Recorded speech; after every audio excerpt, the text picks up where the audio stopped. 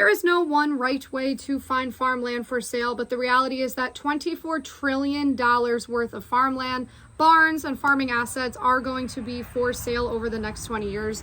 This was reported in the Farmer's Almanac because the average age of the American farmer is over 60 and they are now retiring. So in this video, I'm going to go over how I found this farmland so that you guys can do the same too. Note, there is no one right way to find farmland. There's actually a bunch of creative ways that you can find this land, but I'm going to just go over what I know to be true from my own personal experience. This was my 5th real estate transaction, so I did use Zillow like I have for my prior real estate transactions to find this farmland. A very important thing that you want to do in the first place is identify a city center you want to be near. When I say near, the farmland is probably going to be at least 20 minutes outside of the city center. It depends how big the city is. So for me, that city is Saratoga Springs in upstate New York. It's not a very big city, so you can find farmland 7 minutes outside of the city. Obviously, if you want to find farmland outside of New York City, you're probably going to be looking at least 45 minutes to 60 minutes to find that. But pick the city that you want to be near, that you want to be able to drive into occasionally or shop at or whatever it is. Find that city on Zillow and then expand your search about 20 minutes outside of that city to find the farmland that's going to be for sale. So what I did on Zillow is I filtered it for lots and land, and then I started clicking around on the area that appeared, again, 20 minutes outside of the city to compare the different acreage and how much money it costs. After you click on 5 to 10 of these listings, you're going to start to just get a feel for where these agricultural areas are. It's going to start to become apparent when you see all the dots near each other that are either offering undeveloped land, farmland, barns, and that sort of thing. You can also look up the state's protected agricultural zones. This will tip you off, or if you look up your state's agricultural market department, whatever it is. So in New York State, it's the New York State Department of Agriculture and Markets that has a map that shows the New York State protected farmland, and this farmland fell in those designated regions on their website, which told me that this is indeed farmland. When I found the 6.74 acres on Zillow, I just scrolled down on the listing to see any information about the zoning. There wasn't a ton. It did say it was zoned rural, zoned agriculture. That wasn't really enough for me to pull the trigger on this land. So what I did is I looked up the town, the jurisdiction over this land. I saw it was the town of Saratoga. And I called the zoning officer or the zoning department. You should do the same.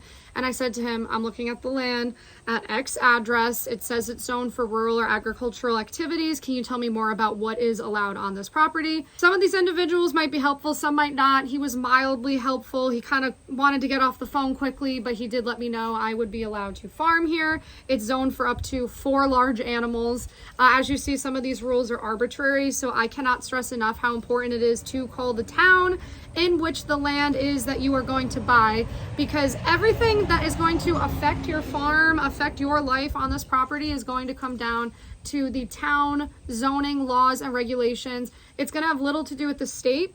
So the town and the county in which your land is in is very, very important. And one county can be super business and farm friendly, and then the county next to it cannot be. So I'm in Saratoga County, which is a more business forward and friendly county than Albany County that sits below it. I grew up in Albany County. That's why I knew Saratoga was business friendly, but just making these phone calls will give you that information if you are looking in a region that you didn't grow up in or you're just not familiar with. I liked what he said about it. He said we are a generally business friendly town. You can pretty much do whatever you want on the property. You just need to have it permitted. Large animals are allowed. And he did say it was zoned for up to 2 structures. So a barn and a house could actually go way back there according to the zoning for the land. That sounded good to me. That was enough for me to then kickstart the loan process, which I have broken down on here, and I will link to that video below for you guys. Next thing I did, very simple, on Zillow where it says contact the listing agent. That's what I did. I typed in my email. It got sent to the real estate agent who was tied to this listing. I didn't go through this crazy Google search to find the best real estate agent in the region. I just submitted my email. She called me in 20 minutes. The woman called me up. I said, I want this land. I can't afford it in cash. I'm thinking about getting a loan. She said, all right, let me know how the loan process goes, because if you get a loan pre-approval, I can put in an offer for you and we can talk about what you want to offer for it. I said, sounds great. And then I went ahead and contacted Farm Credit East. The rest was history. I got back to her with the pre-approval and she put in an offer the next day. She was a perfectly fine real estate agent for me. She hooked up the real estate attorney that you need to do closings in New York State. She did all the regular things a real estate agent does for you. I had no complaints. I sometimes think people get a little crazy trying to find this perfect realtor sent from heaven above. But again, this woman was perfectly fine and she was right on the Zillow listing.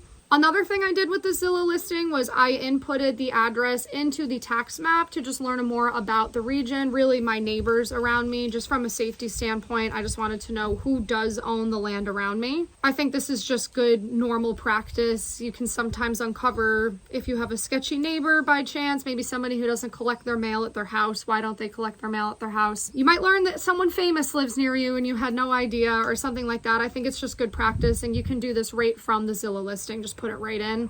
I also checked crime maps and other maps that someone, a small female, might want to check just to make sure again that I was going to be safe in this area. And I was able to get all of this information from Zillow.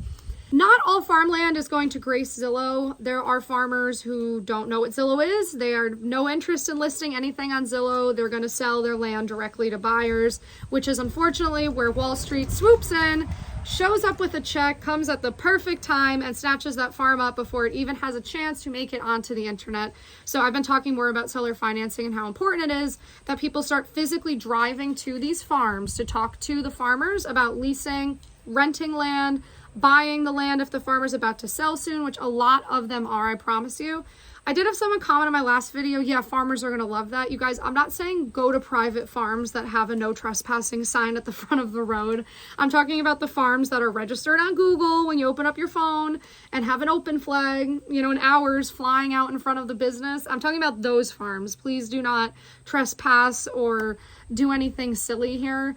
The farms that are open for business, even if they aren't selling the land, I promise you they are going to have leads to somebody who is selling their land or who is about to sell their land. Farmers are really big into for sale by owner again, so it might not make its way onto Zillow. There are also other land sites. I've used LandWatch before. I just still find that Zillow updates the most in real time compared to these other sites. I've just found it to be the best real estate resource that I've used so far with my different real estate crazy stuff I do, investing, or now just becoming a farmer.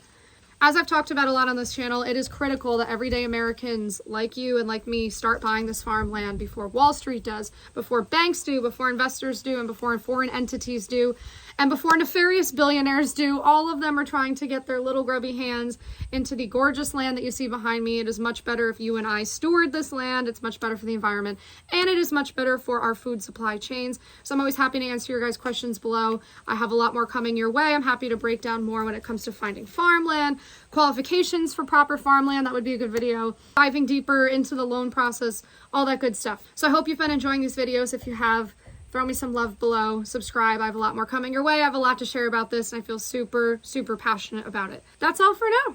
Bye.